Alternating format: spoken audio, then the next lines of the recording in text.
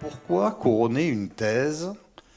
D'abord parce que c'est une thèse d'université et que nous considérons qu'il est de notre responsabilité, de notre devoir, de faire en sorte que les ouvrages remarquables, les thèses, puissent faire l'objet d'une manifestation et soient décernés à quelqu'un qui a pu travailler sur des domaines qui touchent à la franc-maçonnerie en général, au rite écossais, etc.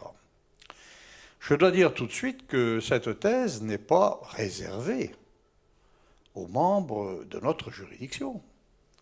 C'est-à-dire que si nous avons des chercheurs qui se sont en quelque sorte attelés à une tâche de recherche profonde et innovante sur la maçonnerie et les rites, eh bien, nous considérerons cette thèse et, je pense, de façon annuelle, nous en décernerons, un prix. Alors, l'ouvrage de François Gruson, qui est un ouvrage important, qui permet de balayer en plus, qui nous intéresse également par le fait que nous avons une très grande activité internationale.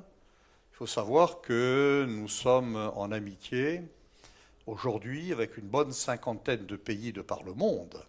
Et j'ai lu avec intérêt, cher François, dans la thèse qu'un certain nombre de temples concernant donc nos partenaires figurent parce qu'ils sont assez remarquables. Donc nous avons choisi cette thèse. Elle nous paraît fondatrice d'une réflexion et je crois qu'il faut sincèrement d'abord remercier la directrice de thèse, Antonella Mastroelli. È così che si dice? Mastroelli. Grazie. Scusatemi, è difficile per me. Et donc, il faut remercier donc le jury, il faut remercier donc tous ceux qui ont suivi le travail de François Gruson.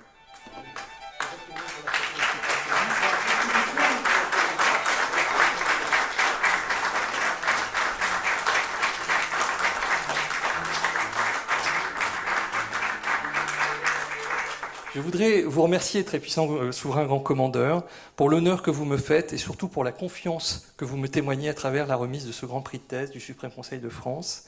Cette récompense me touche au-delà de ce que je pourrais exprimer ici. En effet, je dois reconnaître que j'ai déjà beaucoup reçu, ici même, dans cette maison, dans les différents ateliers que j'ai pu fréquenter sous l'obédience de la Grande Loge de France ou de la juridiction du Suprême Conseil de France. Pourtant, ce prix n'est en aucun cas pour moi la conclusion d'un travail, pas plus qu'il n'en est le couronnement. Je le vois au contraire comme un encouragement à poursuivre. À poursuivre mon ouvrage de chercheur, bien sûr, mais aussi à poursuivre ma quête de cherchant, d'architecte et de franc-maçon tout à la fois, notamment au travers du devoir de transmission, celle du métier, bien sûr, que je fais chaque jour en tant que professeur, mais aussi et surtout celle des valeurs que nous portons ici. Et, pour paraphraser le manifeste du Convent de Lausanne, que vous avez moi-même cité, je reçois surtout ici un nouvel encouragement à travailler sans relâche au bonheur de l'humanité et à poursuivre son émancipation pacifique et progressive.